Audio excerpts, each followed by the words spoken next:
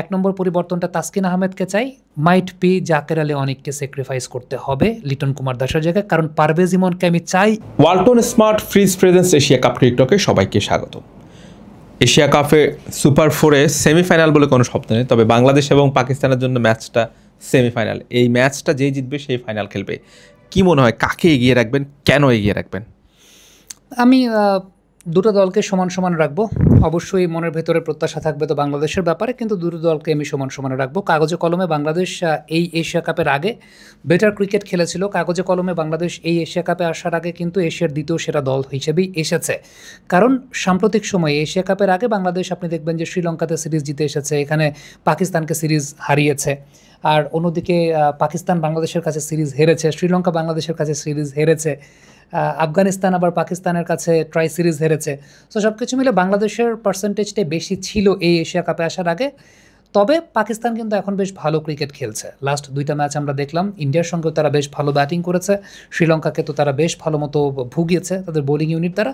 So দুটো দলকে আমি সমানে সমানে রাখবো। বাংলাদেশকে আমি একটু এগিয়ে রাখতে চাই এই কারণে যে এই টুর্নামেন্টে আসার আগে মোমেন্টামটা ভালো ছিল, বাংলাদেশের বোলিং মোমেন্টামটা বেশ ভালো আছে। This is the thing. একাদশে ওলট পালট কেমন হতে পারে? কে ইন হবে, কে আউট হবে? এটা দেখে খুব ভালো লাগছে যে বাংলাদেশের টিম ম্যানেজমেন্ট প্রতিপক্ষ বিবেচনায় দল সাজাচ্ছেন, উইনিং কম্বিনেশনও ভাঙছেন, এবং আগের ম্যাচে পারফর্ম করা প্লেয়ারকেও পরের ম্যাচে তারা স্কোয়াডে রাখছেন না কম্বিনেশনের স্বার্থে। আমি যদি আপনাকে বলি, আমি তিনটা চেঞ্জ এই জায়গাটায় প্রেফার করতে চাই যদি লিটন কুমার দাস ফিট হন। যদি লিটন কুমার দাস ফিট হন সেক্ষেত্রে, তার আগে বলে নিই, লিটন কুমার দাসের ব্যাপারটা পরে বলি, তার আগে বোলিং পয়েন্ট অফ ভিউ থেকে আমি দুইটা পরিবর্তন তো এই জায়গাটা অবশ্যই চাই। এক নম্বর পরিবর্তনটা তাসকিন আহমেদকে চাই, সেটা সাইফুদ্দিনের জায়গাটা বেস্ট পসিবল রিসোর্সটা নিয়েই খেলতে হবে। দুই নম্বর পরিবর্তনটা আমি শেখ মেহেদিকে চাই নাসুমের জায়গায়। কেন শেখ মেহেদিকে চাই সে ব্যাপারে বলছি। আমি বলছি না যে নাসুম খারাপ বোলার, কম্বিনেশনের জন্য শেখ মেহেদিকে চাই। টিমে টপ অর্ডারে একটাই ডানহাতি ব্যাটসম্যান, সেটা হচ্ছে সাহিবজাদা ফারহান, যিনি এই বছর অফ স্পিন বলে 4 বার আউট হয়েছেন, আর বাদ বাকি তো 5 জন ব্যাটসম্যান বাহাতি আছেনই। সো ইকুয়েশনটা একদম সিম্পল যে 5 জন বাহাতি আছেন, শাহিন শাহ আফ্রিদিকে ধরলে 6 জন বাহাতি। সো ডানহাতি অফ ব্রেক বোলার এখানে আপনার লাগবেই। আর একজন যে টপ অর্ডারে ডানহাতি ব্যাটসম্যানটা আছেন সাহিবজাদা ফারহান, তিনিও এই বছর অফ স্পিনে 4 বার আউট হয়েছেন।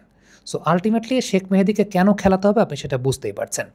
রিশাদ হোসাইন বাহাতির এগেনস্ট এ successful bowler. So leg spinner, বড় গেমে leg spinner can turn the match.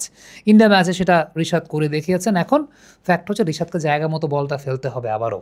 India ম্যাচে করেছেন, আফগানিস্তান ম্যাচে করেছেন, এই ম্যাচেও তাকে জায়গা মতো বলটা ফেলতে হবে। This is the thing.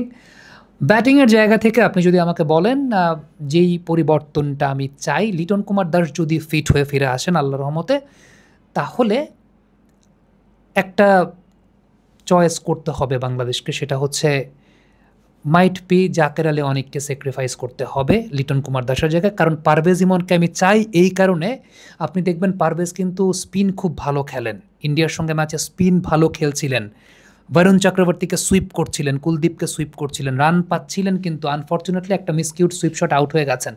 কিন্তু পারভেজ ইমন সুইপ খেলতে পারেন, স্পিন ভালো হ্যান্ডেল করতে পারেন।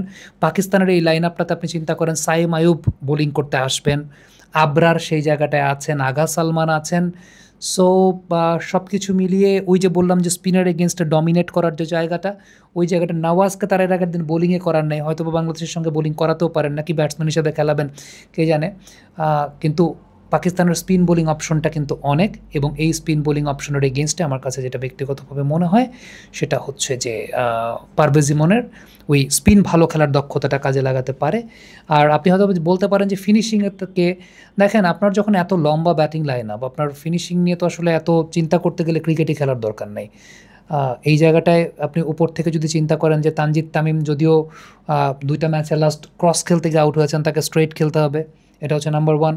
সাইফ ট্রেমেন্ডাস ব্যাটিং করছেন তিনি, যদি সাইফ ফ্লপ করেন আল্লাহ না করুক, কাউকে একজনকে তো ধরতে হবে হালতা।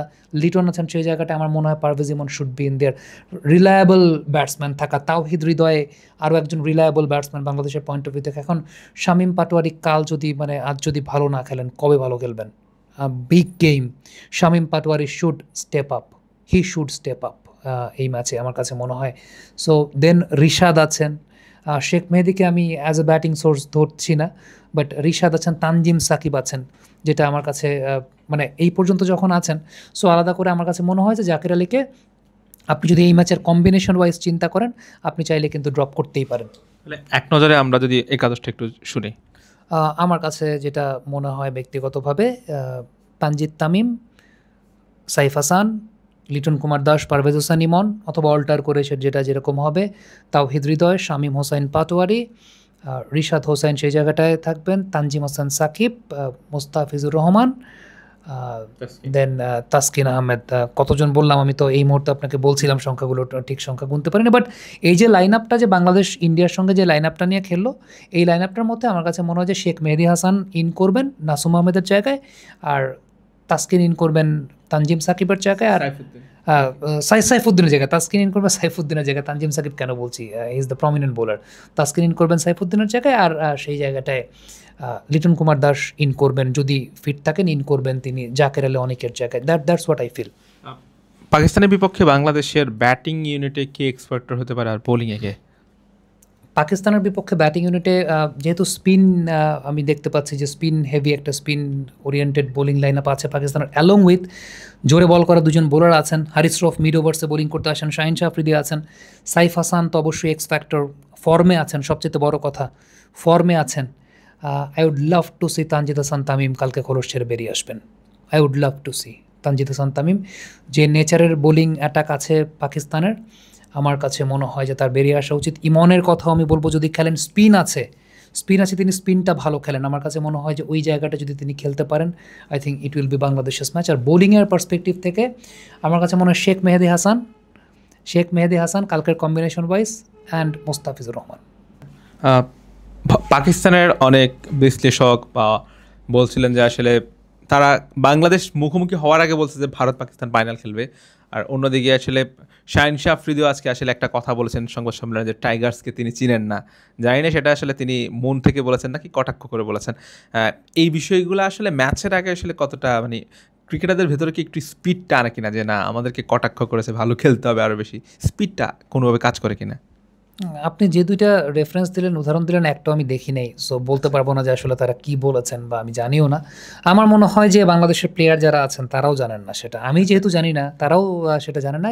এশিয়া কাপের মতো মঞ্চে খেলতে এসেছেন, বাইরে থেকে কে কী বলছে সেগুলো কি আসলে এত চিন্তা করার টাইম আছে কিনা, বাট আমার কাছে মনে হয় না যে, দেখেন পারফর্মিং আর্টে যে বিষয়টা ঘটে, যে আপনি পারফর্ম করবেন, মানে প্লেয়াররাও প্লেয়ারদের মতো করে পারফর্ম করছেন, আমরাও তো আমাদের মতো থেকে টেলিভিশনে উপস্থাপনা করছি বা যা করছি, অনেক কিছুই বলবেন আশেপাশে, প্লেয়ারদেরকে অনেক কিছু বলবেন, বাট এগুলো আমার কাছে মনে হয় না। সবাই সবার নিজের কাজটা করে যাওয়াটা ইম্পর্টেন্ট ফ্যাক্টর, সবাই সবার নিজের ওই কাজটাই করে যাওয়াটা আমার মেন ফ্যাক্টর। কে কী বলেছেন সেটা আমার কাছে মনে হয় যে ম্যাটার করে না। আর শাহিন শাহ আফ্রিদি প্রেস কনফারেন্সে যদি বলে থাকেন হয়তো বা তিনি তার মতো করে বলেছেন, এগুলা ডাজেন্ট ম্যাটার, আমার কাছে মনে হয় যে উচিত না।